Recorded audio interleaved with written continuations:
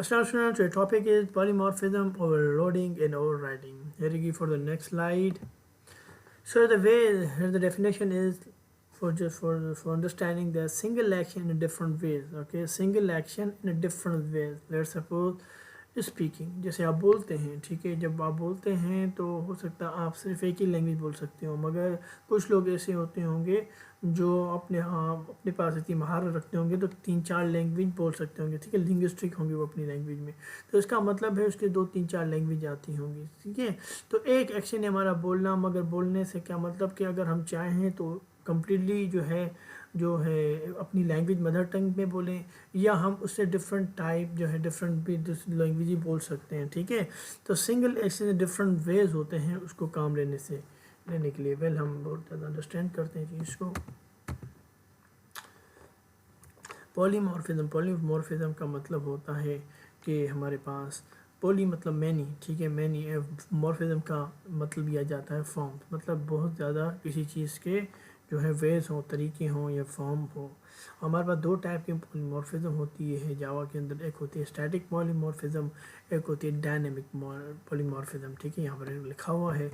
Okay, और जो हमारे पास स्टैटिक पॉलीमॉर्फिज्म है उसे हम कंपाइल टाइम पॉलीमॉर्फिज्म भी कहते हैं, और जो हमारे पास डायनेमिक है also known as the run time polymorphism. ठीक, ये क्या चीज़ें हैं, स्टैटिक क्या है, ये डायनेमिक क्या कॉन्सेप्ट लेकर आते हैं, मैं आपको बताऊंगा। और मैं ये भी कहूँगा कि जावा जो सपोर्ट करता है, फॉलो करता है क्या, मतलब इस जो स्टैटिक पॉलीमॉर्फिज्म है या जो कंपाइल टाइम मॉर्फिज्म है उसे क्या कहते हैं, ओवरलोडिंग मॉर्फिज्म, और ओवरलोडिंग कह रहे होते हैं।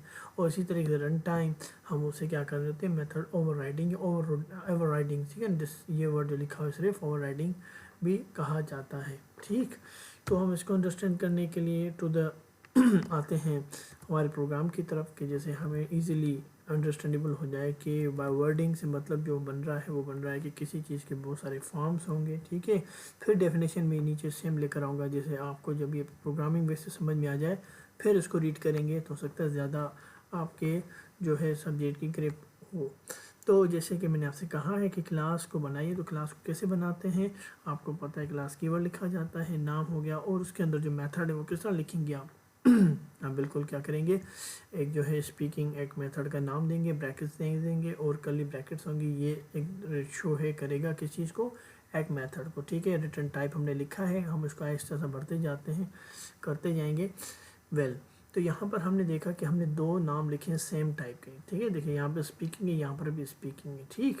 तो पहली बात तो ये है कि हम 2 नाम जो है एक क्लास के अंदर नहीं लिख सकते। ऐसा नहीं हो सकता ना कि स्पीकिंग 2 मेथड सेम हो, उसकी डेफिनेशन सेम हो, बोलेगा नहीं, जो है आप जो है नाम ये नहीं लिख सकते, ठीक है। तो इसका मतलब तो पहले हमें ये पता होना चाहिए कि हम 2 मेथड सेम नाम के सेम सिग्नेचर के साथ नहीं लिख सकते, एक तो ये, ओके। या फिर मैं आपसे कहूँ कि मैं मेन मेथड लिखा मैंने, ठीक है, मेन मेथड लिखा, इसका तजुर्बा भी करके देख लेते हैं। मेन मेथड लिखा और मैंने कैसे ऑब्जेक्ट बनाना है आपको पता है, क्लास का नाम लिखेंगे जो कि हमारे पास है ह्यूमन ट्रांसलेटर, हमने इसको ऑब्जेक्ट बनाया, न्यू ह्यूमन ट्रांसलेटर लिखा आगे, उसके बाद ऑब्जेक्ट डॉट स्पीकिंग करेंगे।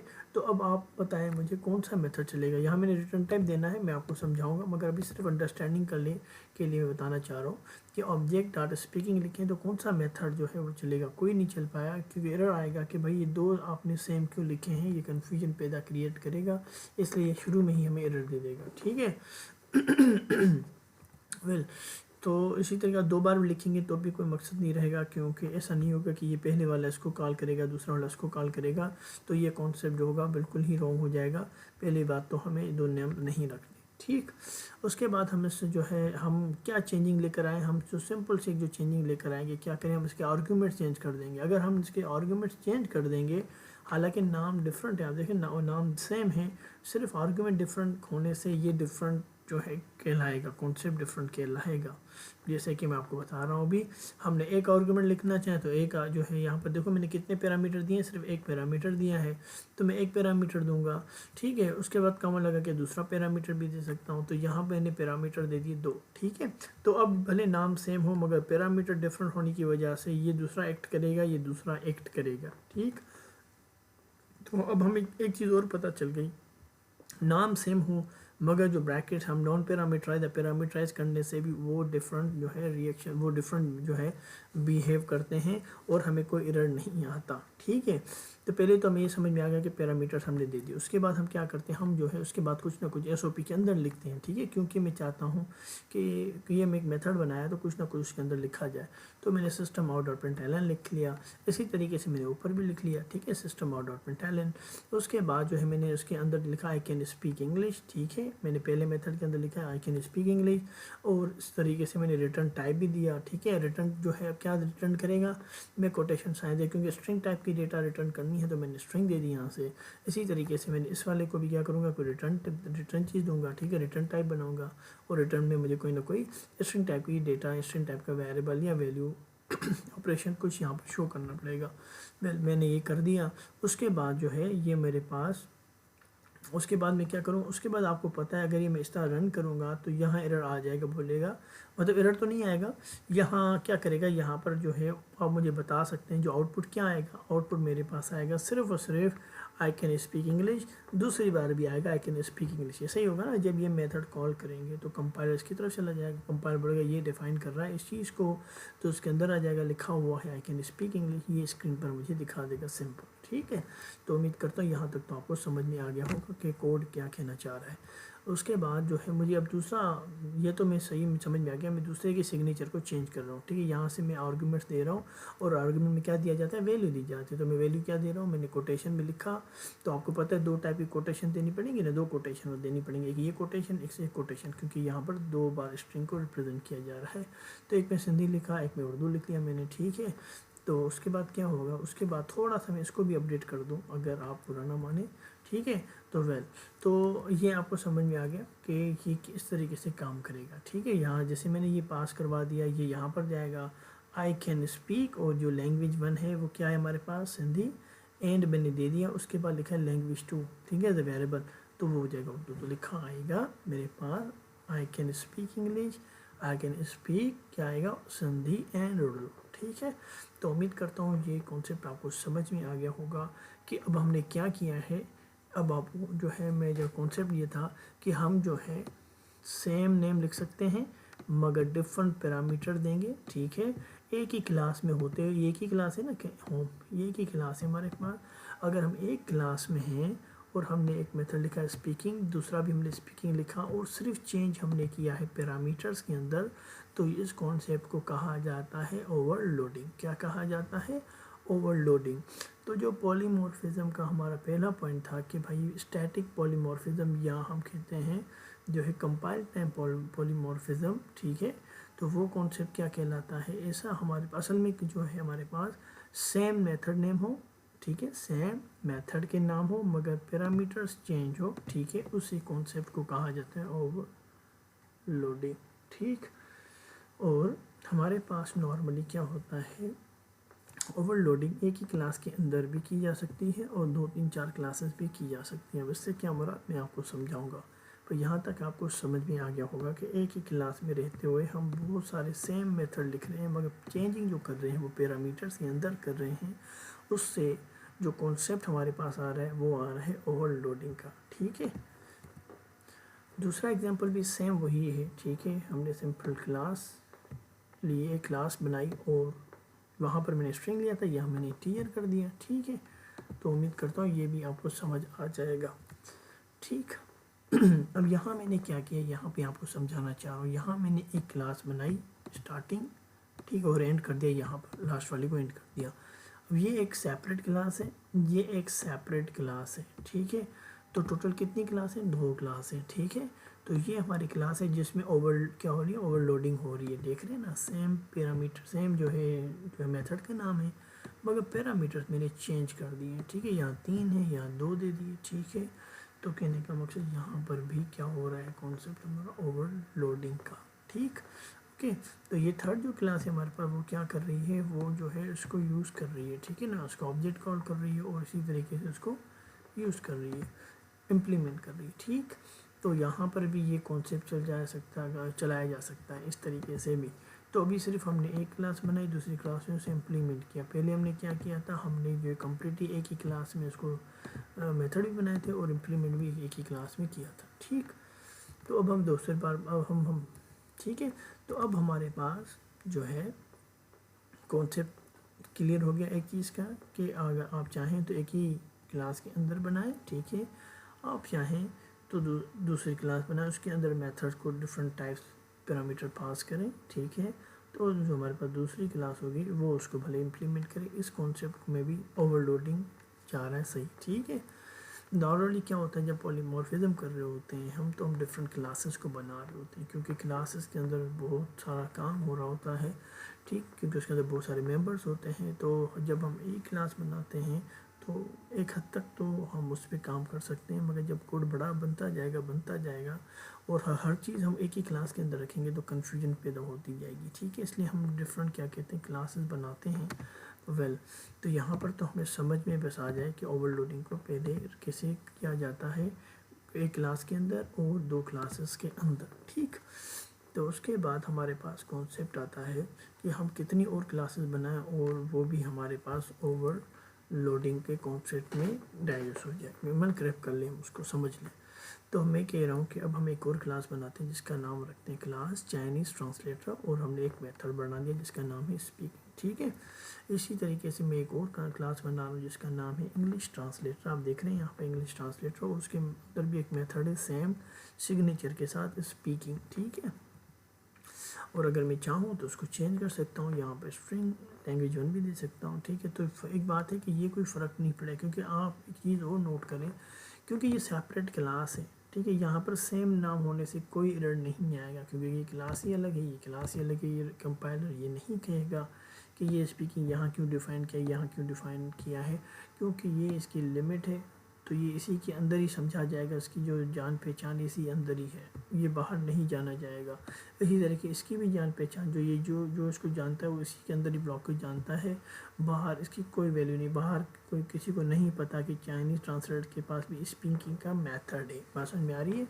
तो मतलब सिर्फ और सिर्फ ये इसकी लिमिट इसी के अंदर ही है, तो इसी वजह से कोई एरर नहीं आएगा हमारे पास।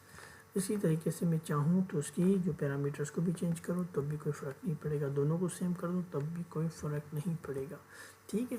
तो मैंने क्या कर दिया, पहले वालों को जो है स्पीकिंग, ठीक है, दूसरे में कोई पैरामीटर दे दिए समझाने के लिए, आपको बताने के लिए, या फिर दोनों को भी मैं कर सकता था, ठीक है।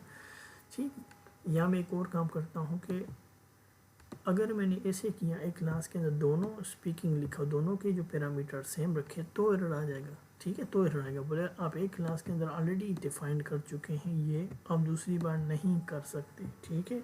तो यहाँ मुझे लाजमी क्या करना पड़ेगा, इसको चेंज करना पड़ेगा, ठीक। लाजमी क्या करना पड़ेगा, चेंज करना पड़ेगा, क्योंकि यहाँ पर नहीं हो सकता कि दोनों सेम रखे जाएँ एक्जैक्टली क्लास के अंदर जैसे हमने पहले किया, ठीक है। तो मैं इसको यहाँ पर लेकर आ गया, वही बात जो मैंने अभी समझा रहा था आपको, ठीक है। मैंने इसके एक को पैरामीटर को चेंज किया, एक को रहने दिया सेम। इसी तरीके से इंग्लिश वाले को क्या करते, सिर्फ एक ही पैरामीटर दिया, ठीक। तो हमने दो क्लासेस बनाई अब, ठीक है। इसी तरीके से आप जितनी चाहें क्लासेस बना सकते हैं, ठीक है। तो मैंने एक चाइनीज़ ट्रांसलेटर बनाया, एक इंग्लिश ट्रांसलेटर बनाया, ठीक है, दो बना दी। अब मैं एक जो है उसके अंदर भी इसी तरीके से काम कर रहा हूँ कि वहाँ पर भी मैंने एक स्पीकिंग मेथड लिखा है जिसमें कुछ नहीं रखा हूँ, मैंने नॉन पैरामीटराइज है, और दूसरे में स्पीकिंग मेथड में एक पैरामीटर दे दिया, ठीक है। उसके बाद क्या होगा कि मैंने एक मेथड लिखा, ठीक है, वो सॉरी क्लास लिखी, ठीक है। अब ये तीसरी क्लास बनने जा रही है, ठीक है। एक क्लास ये रही, एक दूसरी क्लास ये रही, और उसको मैंने ओपन किया, ये एंड अप किया, इसको मैंने ओपन किया था, यहाँ पर एंड अप किया, एंड किया था। यहाँ पर भी क्लास तीसरी आ रही है जो कि स्टार्ट होगी और एंड होगी यहाँ पर, और उसके अंदर मैन मेथड है। अब अगर मैं कोशिश करूँ कि मैं जो हूँ चाहूँ कि चाइनीज़ ट्रांसलेटर, ठीक है, चलाए, मैंने उसको ऑब्जेक्ट बनाना है, मुझे ऑब्जेक्ट बनाया। अब अगर मैंने ऑब्जेक्ट डॉट स्पीकिंग किया, लिखा मैंने ऑब्जेक्ट डॉट स्पीकिंग, तो आपको पता है कि कौन सा मेथड मेरे पास आया, कौन सा मेथड चलेगा, क्या ये चलेगा या ये चलेगा। तो आप में से मैं समझूंगा कि ज़्यादातर जो जवाब स्टूडेंट देंगे बोलेंगे सर आपने चाइनीज़ ट्रांसलेटर की क्लास बनाई है और ऑब्जेक्ट बनाया है, ठीक है। तो ये ऑब्जेक्ट जो है क्लास चाइनीज़ ट्रांसलेटर को ही सारे मेंबर्स को एक्सेस कर सकता है, ना कि इंग्लिश ट्रांसलेटर को, ठीक है, क्योंकि इसी क्लास को वो सारे मेथड को इम्प्लीमेंट यूज़ कर सकता है। बिल्कुल सही। तो ये जो हमारे पास मेथड है जो ये स्पीकिंग वाला, वो चलेगा चाइनीज़ ट्रांसलेटर का, ना कि इंग्लिश ट्रांसलेटर का। पर मैं तो चाहता हूँ कि इंग्लिश ट्रांसलेटर वाला भी मेथड चले, ठीक है। वो कैसे होगा? पहले यहाँ तक तो हमें समझ में आ गया कि हम डिफरेंट क्लासेस तो बना सकते हैं, और मगर जब भी मुझे इंग्लिश ट्रांसलेटर का, ठीक है, इंग्लिश ट्रांसलेटर का अगर मुझे चलाना है स्पीकिंग मेथड, तो मुझे दोबारा क्या करना पड़ेगा? दोबारा मुझे इंग्लिश ट्रांसलेटर का क्लास, उसका ऑब्जेक्ट बनाना पड़ेगा। तो मैं ऑब्जेक्ट 2 लिखूँगा, ठीक है, वही तरीका, ठीक है। और इसी तरीके से मैं उसका जो है ऑब्जेक्ट बना पाऊँगा, ठीक है। अदरवाइज दूसरा तरीका मेरे पास नहीं है, ठीक है। फिर मैं डॉट लगाऊंगा, उसके बाद मैं लिखूँगा स्पीकिंग। तो अब ये क्या करेगा? अब ऑब्जेक्ट 2 जो है वो किसका बना हुआ है? इंग्लिश ट्रांसलेटर का बना है, तो ये अब इसका लेकर आएगा। तो क्या कहते हैं कि मेमोरी में बार बार जो है वो एक स्पेस रखा जाएगा। ऑब्जेक्ट 1 के लिए भी मेमोरी बनेगी, ऑब्जेक्ट 2 के लिए भी मेमोरी बनेगी, ठीक है। तो अच्छी बात तो ये होती कि ये एक ऑब्जेक्ट ही हमारा दोनों को लेकर आता तो बेहतर होता। अब ये कॉन्सेप्ट नहीं हो सकता ऐसे ही, ठीक है। इस कॉन्सेप्ट में लाने के लिए हमें कुछ एक और काम करना पड़ेगा, मगर यहाँ तक हमें समझ में आ गया 3 क्लासेस को करते हुए अगर मुझे वही मेथड इसका और इसका मेथड यूज़ करना है तो मुझे डिफरेंट ऑब्जेक्ट भी बनाने पड़ जाएंगे, ठीक है। ओवरलोडिंग का कॉन्सेप्ट था कि हमारे पास जो है एक ही मेथड, नाम मेथड के सेम होंगे मगर पैरामीटर्स चेंज होंगे। आते हैं हम अपने कॉन्सेप्ट की तरफ, दूसरे कॉन्सेप्ट की तरफ। तो हमने क्या किया? क्लास बनाया शेप के नाम से, ठीक है, और हमने एक मेथड रख दिया उसके अंदर, ठीक है, ड्रॉ आप देख रहे होंगे यहाँ पर। और फिर उसके अंदर एक जो है SOP system out dot println के अंदर एक मैसेज टाइप करवा दिया, ठीक। इस तरह मैं एक दूसरी क्लास बनाता हूँ जिसका नाम रख देता हूँ रेक्टेंगल, ठीक है। उसके अंदर भी एक मेथड सेम नाम के रख देता हूँ और उसके अंदर लिख देता हूँ रेक्टेंगल।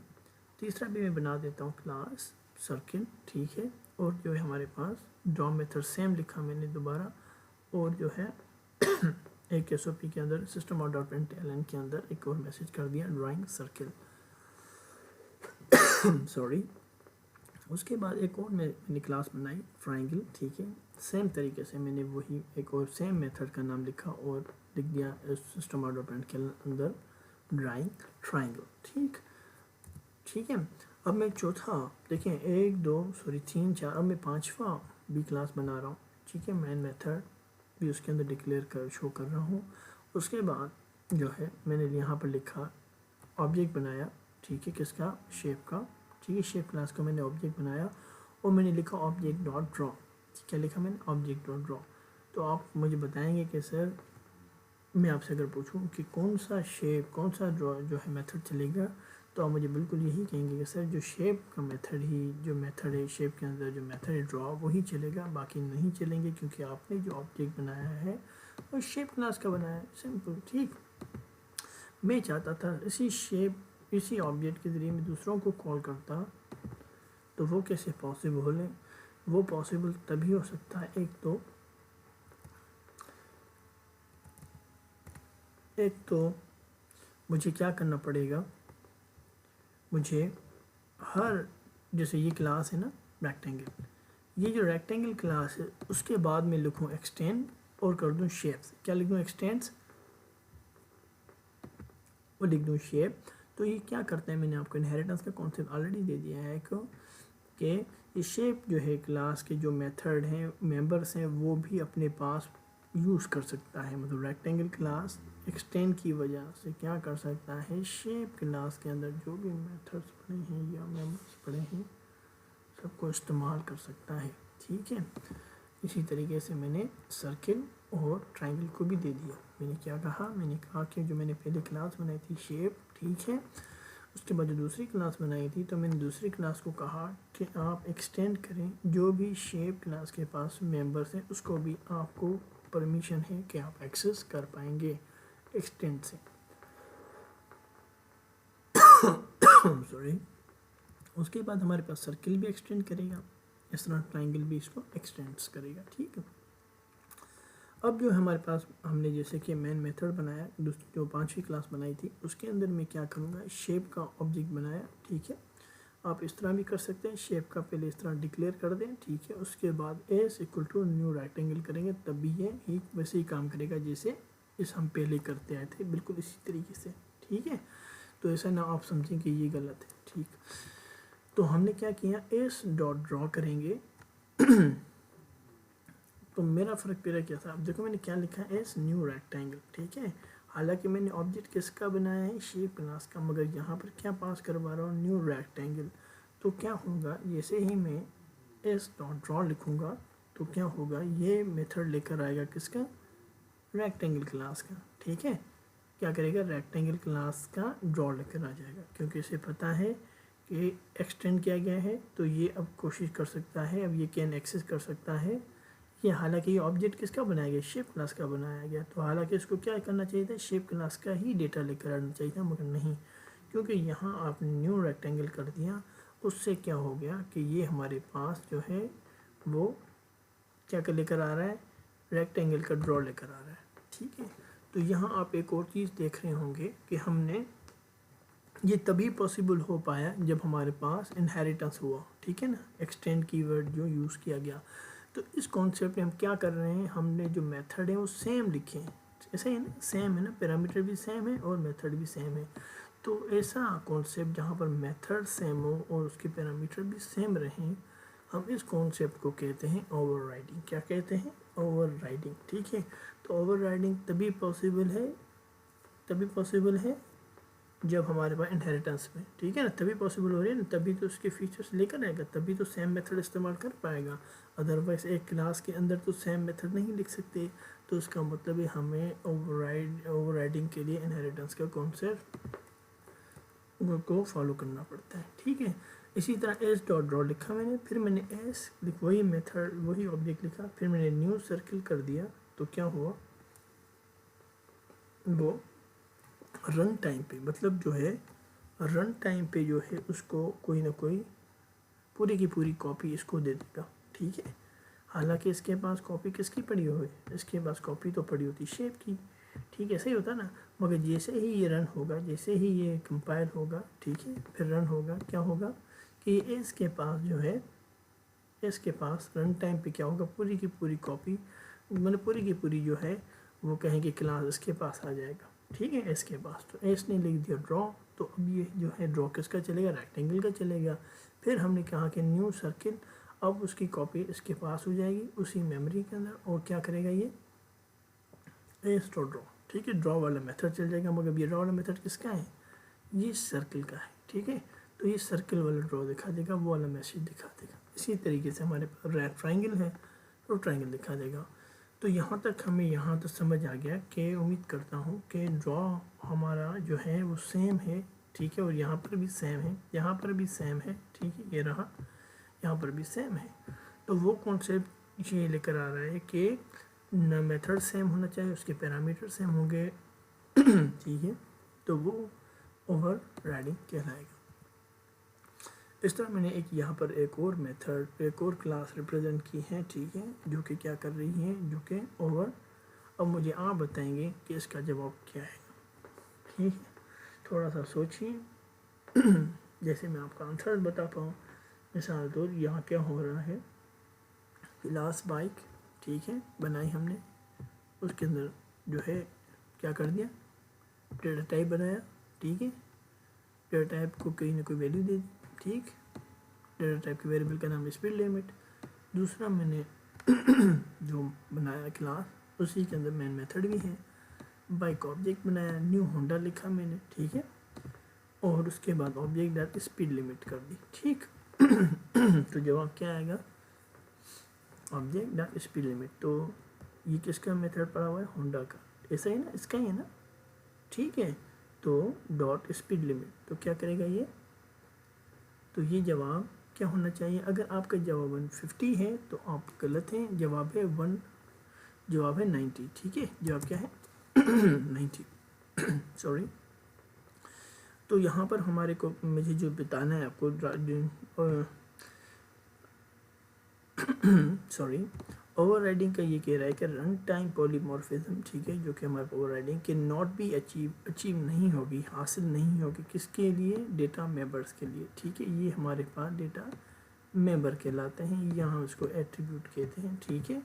ये हमारे पास मेंबर की ऐसी टाइप, जैसे हम क्या कहते हैं, डेटा मेंबर, या हम कहते हैं एट्रीब्यूट, ठीक है। मेथड को हम क्या कहते हैं, फंक्शन कहते हैं, या हम कहते हैं ये एक मेथड से, ठीक है ना। मेथड या फंक्शन वो भी हमारे मेंबर ही हैं, मगर हम उसको कहते हैं एक्शन और फंक्शन, या फिर सॉरी मेथड। उसके बाद हमारे पास एक और एग्जांपल है, Java run time polymorphism with multi level inheritance. मैंने आपको मल्टी लेवल जो है इनहेरिटेंस में बताया कि मल्टी लेवल क्या करता है, जो है एनिमल अगर एक पेरेंट क्लास है तो उसको एक चीज़ इनहेरिट करेगी, फिर जो है दूसरी जो हमारे पास जैसे डॉग है उसको कोई और इनहेरिट करेगा, ठीक है। इस कॉन्सेप्ट को हम मल्टी लेवल कह रहे होते हैं कि पेरेंट को जो है चाइल्ड इनहेरिट करेगा, फिर चाइल्ड को है जो और सब चाइल्ड उसका जो है वो इनहेरिट करेगा, ठीक है।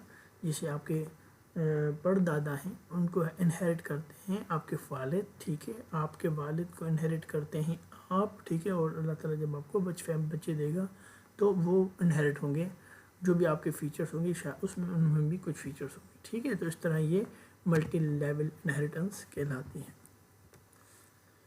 तो हमें पॉलीमॉर्फिज्म का कॉन्सेप्ट उम्मीद करता हूँ ग्रैप कर लिया होगा आपने यहाँ तक, कि पॉलीमॉर्फिज्म का मतलब है कि मैनी फॉर्म्स, और मैनी फॉर्म्स जो था क्या था, हमने देखा कि उसमें द मेथड ओवरलोडिंग कॉन्सेप्ट क्या रहा और मेथड ओवरराइडिंग का कॉन्सेप्ट क्या रहा।